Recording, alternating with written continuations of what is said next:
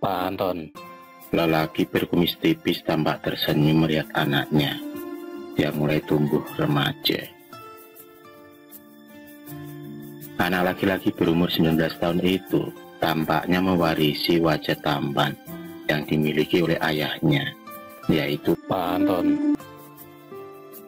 Bukan hanya wajah yang tampan, tapi juga sifat sopan santun yang diajarkan ibunya selama ini membawanya masuk menjadi salah satu cowok idaman para wanita di kampusnya.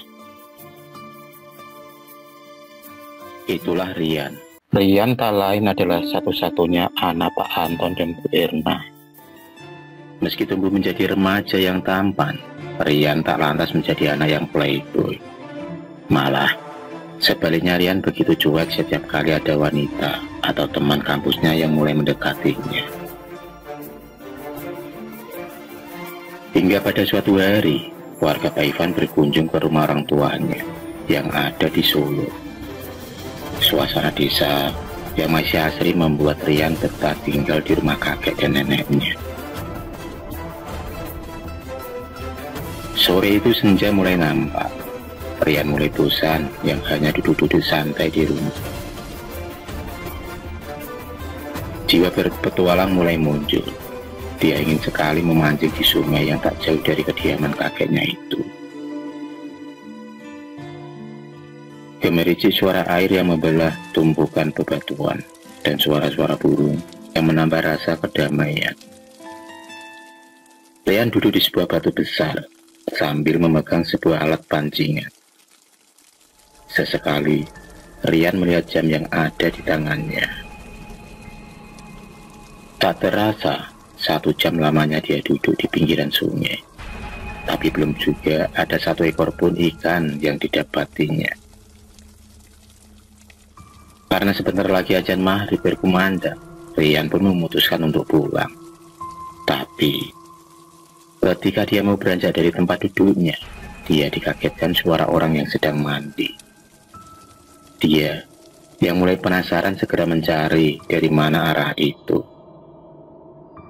Aneh, mana mungkin orang mandi di kali ini sepetang ini? Guman Rian. Tiba-tiba, dia dikagetkan dengan sesosok wanita yang sedang mandi, yang hanya mengenakan kain kemben. Sosok wanita yang begitu cantik dan ayu. Dia tak mengira di desa kakeknya ini ada gadis yang begitu cantik. Tanpa sadar, wanita itu ternyata melihat keberadaan Rian. Begitupun Rian tampak tersipu malu ketika gadis itu melihat wajahnya. Tak selang berapa lama kemudian, gadis itu pun menghampiri Rian dan mengatakan kalau dia berterima kasih kepadanya. Karena meski dalam suasana yang sepi, Rian tak berbuat yang aneh-aneh. Meski sudah melihat gadis itu mandi, yang hanya memakai kain jari sebagai penutup tubuhnya. Gadis tersebut sangat menghargai sikap sopan santun yang dimiliki oleh Rian.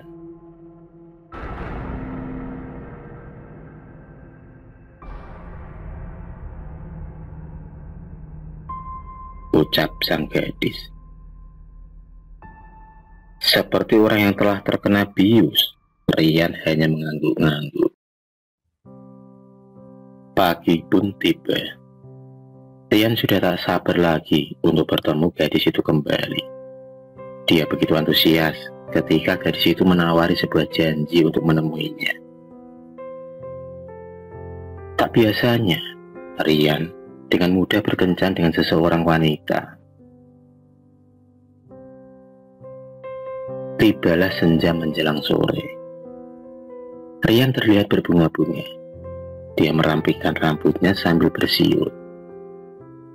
Kedua orang tuanya sudah paham akan tingkah laku anaknya, karena mereka juga pernah mengalami layaknya masa-masa muda ketika saling jatuh cinta. Tapi, yang selalu menjadi pertanyaan Pak Anton dan Bu Erna, siapakah gadis yang sudah membuat anaknya mabuk kepayang itu?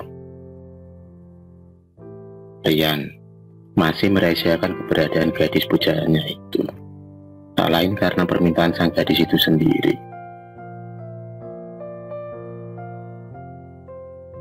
Waktu menunjukkan pukul 5:30 sore.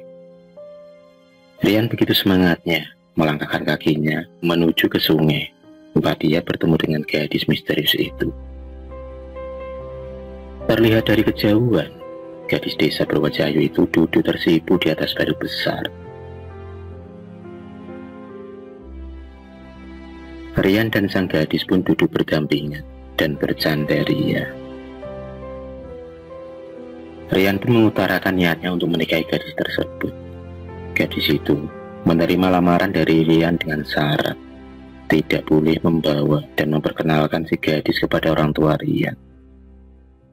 Syarat yang kedua, Rian harus memotong ayam cemani dan diminum darahnya. Dan syarat yang terakhir adalah semua kegiatan pernikahan dilakukan pada malam hari. Rian yang masih bingung dengan syarat yang diajukan gadis itu hanya menganggukkan kepala. Dia pun menyetujuinya. Entah apa yang ada di benak Rian, antara rasa cinta atau rasa halusinasi yang begitu tinggi, hingga mau menerima syarat yang tak begitu masuk akal. Tibalah waktu di mana Rian akan melaksanakan hari pernikahannya itu, tanpa restu orang tua tentunya. Tapi Pak Ivan dan kedua orang tuanya tak hanya diam begitu saja. Karena diam-diam, mereka juga merasa ada hal yang aneh pada Rian. Karena beberapa hari ini, Rian selalu keluar malam pada waktu petang menjelang maghrib. Pak Anton beserta keluarga tanpa sepengetahuan Rian membututinya dari belakang. Dan tibalah Rian menjumpai gadis cantik itu di pinggir sungai. Gadis itu terlihat menggandeng tangan Rian dan mengajaknya pergi. Di sisi lain, Erna tampak kaget dan shock. Dia terus saja memanggil-manggil anaknya. Begitupun keluarga besar Rian juga. Mereka tak menyangka sosok yang mengajak Rian itu ternyata adalah kuntilanak penghuni sungai itu. Rian begitu terkejut melihat wajah gadis itu berubah 180 derajat. Muka yang begitu cantik kini berwujud menyeramkan.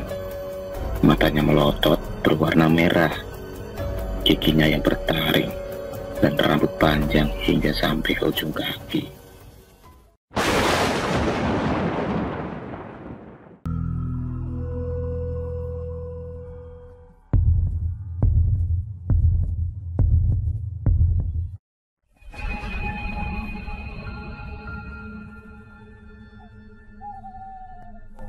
Terima kasih sudah menonton video cerita bergambar ini. Klik subscribe untuk terus menonton video-video cerita bergambar selanjutnya. Semangat berkarya.